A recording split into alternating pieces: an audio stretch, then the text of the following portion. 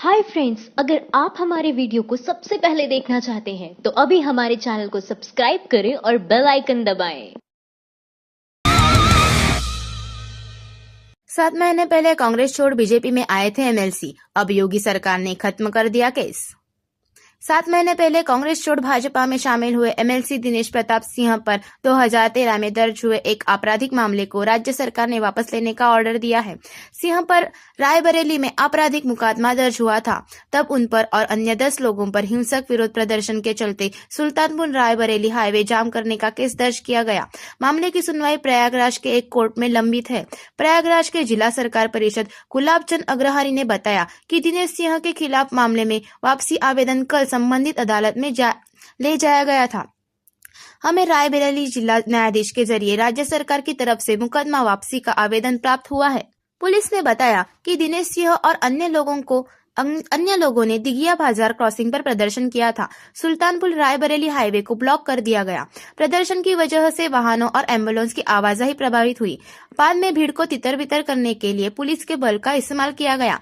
इस पर तब के मिल एरिया पुलिस स्टेशन के तैनात पुलिस अधिकारी ने शिकायत के आधार पर दिनेश सिंह और अन्य 10 लोगों के खिलाफ एफआईआर दर्ज की। सभी के खिलाफ एपीसी की धारा 145, 341 और 283 के तहत केस दर्ज किया गया। रायबरेली पुलिस ने केस की छानबीन और जनवरी 2016 में सभी आरोपियों के खिलाफ इन्हीं धाराओं में चार्जशीट दाखिल की गई।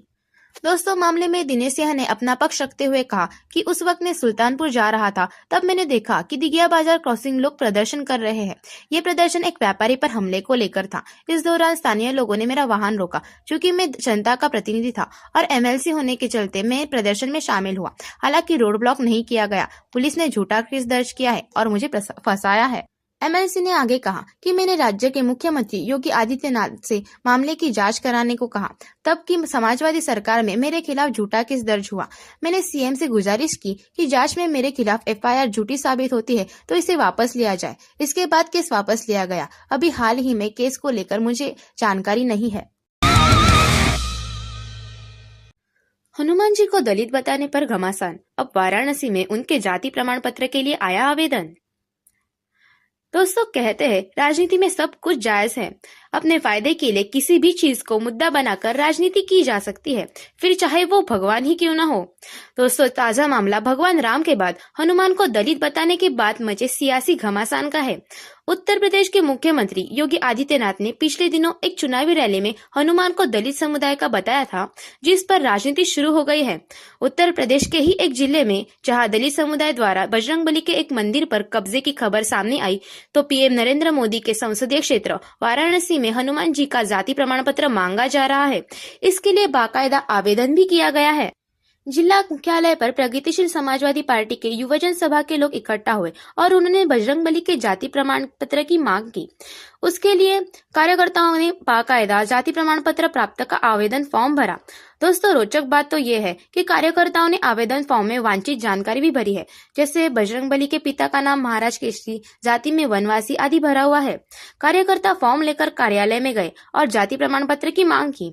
प्रगतिशील युवजन सभा के लोग हनुमान के दलित होने पर उनके आरक्षण की भी मांग कर रहे हैं। सभा के जिला अध्यक्ष हरीश मिश्रा कहते हैं कि पिछले दिनों योगी आदित्यनाथ ने हनुमान जी को दलित बताया था। उसी क्रम में आज यहाँ उनकी जाति प्रमाण पत्र के आवेदन किया गया है। हरीश मिश्रा ने कहा कि जिस तरह भारतीय जनता पार्टी द्वारा लगातार भगवान को राजनीति में घसीटा जा रहा है, उसके विरोध स्वरूप हमने ये कदम उठाया। पहले राम जी को घसीटा, अब हनुमान को। अगर वह दलित है तो जाति प्रमाण पत्र दे और उनके आरक्षण की भी मांग करेंगे।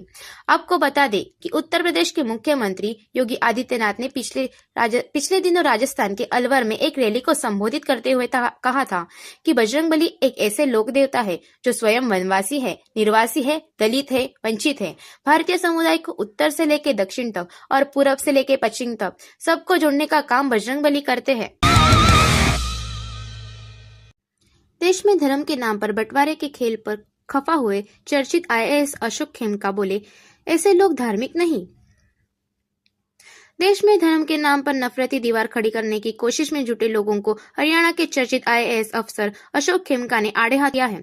24 साल में 51 ट्रांसफर झेलने वाले देश के ईमानदार अफसरों में शुमार खेमका सोशल मीडिया पर सक्रिय रहते हैं। उन्होंने ट्वीट कर धर्म के आधार पर इन दिनों चल रहे बंटवारों को गलत ठहराते हुए ऐसे लोगों को नसीहत दी है।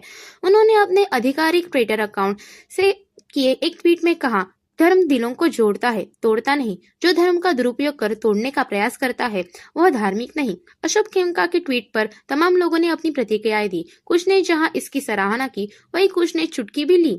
सृजन सेंगर ने चुटकी लेते हुए ट्वीट किया, इसे भाजपा से जोड़कर बिल्कुल न देखें। जगदीश प्रसाद ने अशोक खेमका के ट्वीट के जवाब में कहा, देशद्रोही का कोई धर्म नहीं होता साहब, ये बात इनको कौन समझाए। एस शौर्य ने लिखा कि आज वोट के लिए भड़काने का खेल चल रहा है। अम्बरीश बसु ने लिखा, धर्म धारण किया जाता है, धारण हमेशा अच्छी तरह किया जा सकता है, जिससे अपने साथ अन्य को भी सुख चैन मिले। रत्नाकर यादव लिखते हैं, धर्म का विकृत रूप इंसानों को मजहबों, जातियों, सीमाओं, रंगों और नस्लों में बांटता है। केवल कर्मकांड ही धर्म की संकीर्ण परिभाषा बनकर रह गया है। कलयुग में लोग धर्म की परिभाषा अपने अपने विवेक से गढ़ते रहते हैं। दोस्तों, अशोक खेमका 1991 बैच के हरियाणा काडर के IAS है। 24 साल में 51 बार ट्रांसफर हो चुका है। गुरुग्राम में सोनिया गांधी के दामाद रॉबर्ट वाड्रा की जमीन सौदे की जुड़ी जांच के कारण अशोक खेमका सुर्खियों में रहे। कहा जाता है कि अशोक खेमका जिस भी विभाग जाते हैं वहां के घपले घोटाले उजागर करते हैं, जिसके चलते अक्सर उन्हें ट्रांसफर झेलना पड़ता है।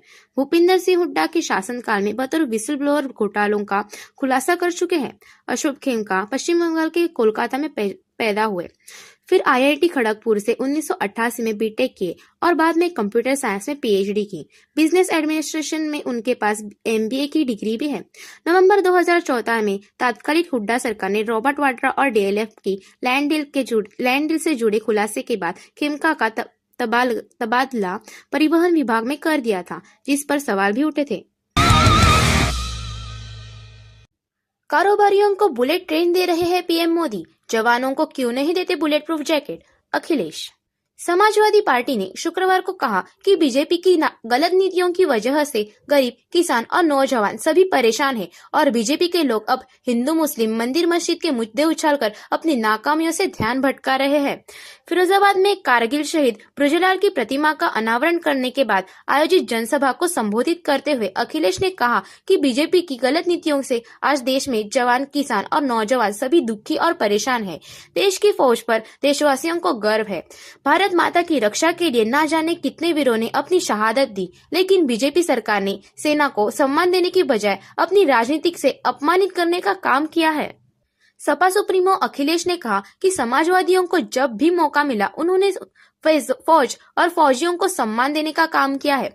नेताजी मुलायम सिंह जब रक्षा मंत्री थे तो उन्होंने फैसला किया था कि शहीद होने के बाद जवानों का शव उनके घर आएगा।